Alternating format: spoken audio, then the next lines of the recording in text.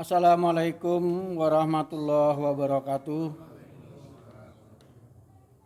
Hamdan wa syukranillah, salatan wa salaman ala rasulillah, ala jinabiya ba'da, raditu billahi robba, wa bil islami dina, wa bi muhammadin nabiya wa rasulah. Muslimin, muslimat, jamaat raweh rahimakumullah. Judul kultum pada malam hari ini yaitu amalan ringan di bulan Ramadan yang banyak mendatangkan pahala. Ini merupakan sambungan kultum saya beberapa hari yang lalu sebelum Ramadan. Pada kultum yang lalu sudah kita bahas tentang amalan-amalan ringan yang banyak mendatangkan pahala. Di antaranya yang sudah kita bahas, makan sahur. Karena makan sahur itu barokah, jangan dilewatkan. Menyegerakan berbuka. Orang akan selalu dalam keadaan sehat apabila menyegerakan berbuka bila tiba waktunya. Kemudian memperbanyak sedekah. Ya karena pahalanya dilipat gandakan oleh Allah. Ibadah Ramadan merupakan paket antara siam dan qiyam, yaitu paket saum di siang hari dan qiyam di malam hari. Rasulullah bersabda, "Man qoma Ramadana iman wa tisaban ghafirallahu ma taqaddama min dzambi." Barang siapa yang menghidupkan malam bulan Ramadan dengan iman dan mengharap pahala, maka Allah akan mengampuni dosa-dosanya yang telah lalu. Hadis Bukhari Muslim. Kemudian hadis yang kedua, "Man shoma Ramadana imanan wa tisaban ghafirallahu ma taqaddama min dzambi." Barang siapa yang berpuasa di bulan Ramadan karena iman dan mengharapkan pahala dari Allah, maka akan diampuni dosa-dosanya yang telah lalu. Hadis riwayat Bukhari dan Muslim.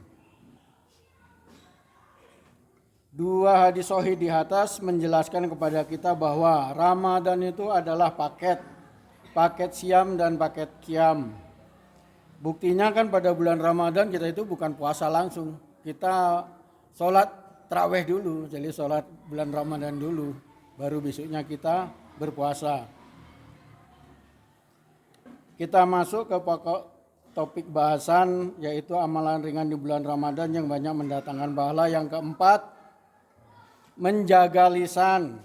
Menjaga lisan dari perkataan-perkataan yang tidak bermanfaat. Hadis riwayat Imam Bukhari yang artinya, barang siapa yang tidak meninggalkan perkataan dusta malah mengamalkannya, maka Allah tidak butuh dari rasa lapar dan haus yang ia tahan. Kemudian yang kelima, melaksanakan iktikaf.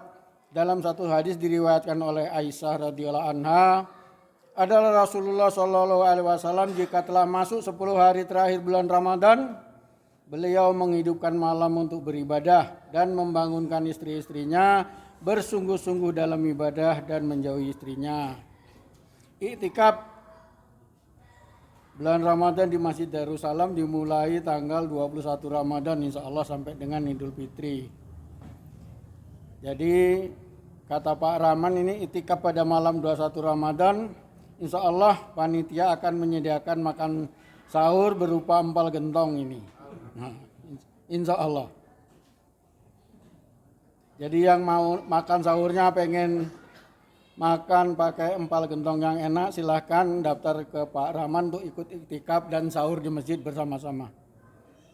Kemudian yang keenam, menghindari hal-hal yang bisa membatalkan pahala puasa,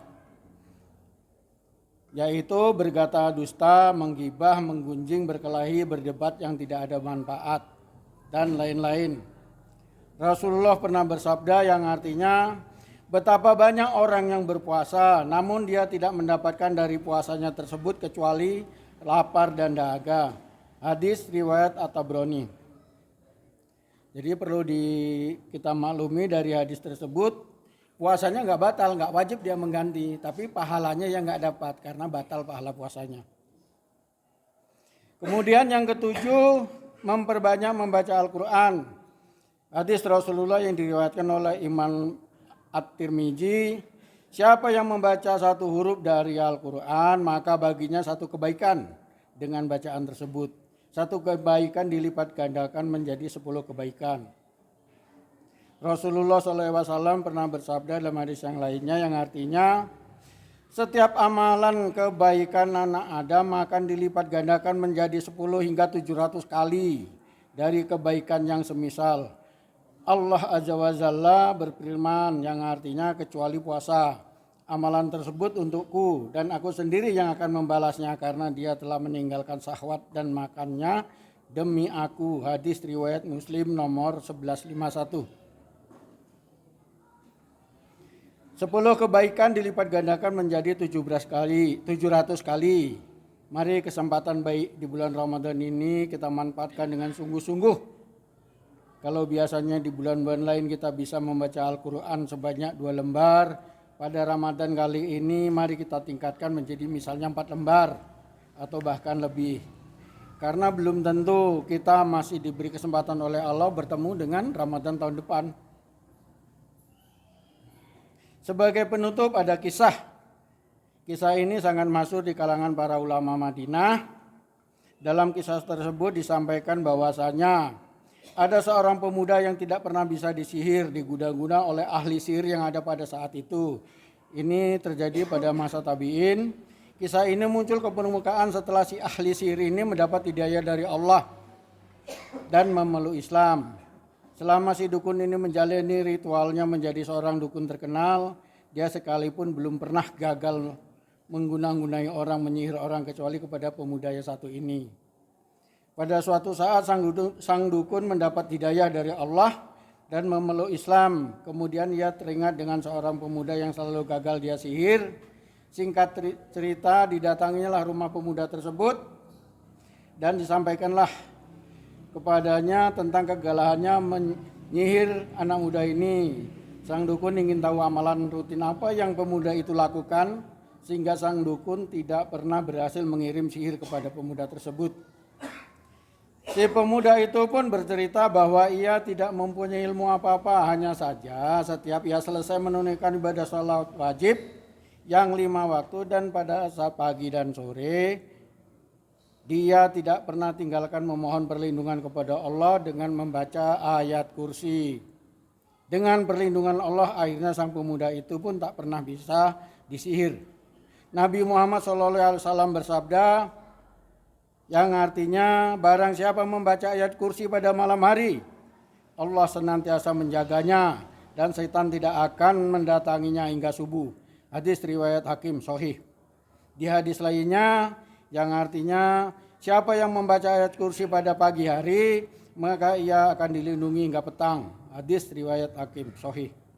Hadis yang ketiga diriwayatkan oleh Imam Bukhari yang artinya apabila kamu naik ke tempat tidurmu, bacalah ayat kursi.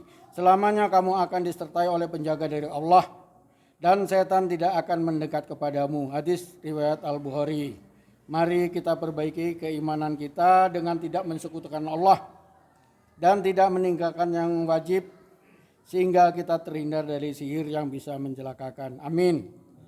Demikianlah kultum singkat yang bisa saya sampaikan malam hari ini. Kurang lebih mohon maaf. Wabillahi taufiq wal hidayah. Assalamualaikum warahmatullahi wabarakatuh.